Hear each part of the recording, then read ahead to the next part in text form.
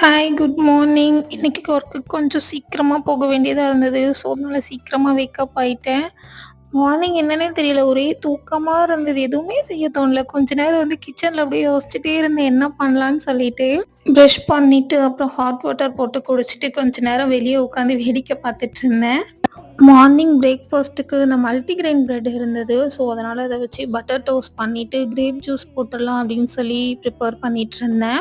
Mostly நான் white breads avoid பண்ணிடுவேன். ஒண்ணு wheat bread or multigrain bread தான் யூஸ் பண்ணுவேன்.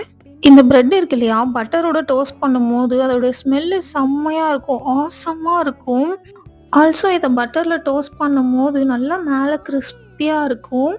நல்லா திக்கா கிரேப் ஜூஸ் போட்டுட்டேன். நான் மோஸ்ட்லி ஜூஸ்ல சுகர் ஆட் பண்ண மாட்டேன். அவாய்ட் பண்ணிடுவேன். மார்னிங் ரொம்ப பசியா இருந்ததுனாலயா என்னன்னு தெரியல. எனக்கு இந்த பிரெட் டோஸ்ட் ரொம்ப டேஸ்ட்டா ஃபீல் ஆச்சு. ஆக்சுவலி இந்த ஜூஸ் அண்ட் டோஸ்ட்டே எனக்கு ஸ்டொமக் ஃபில்லிங்கா இருந்தது.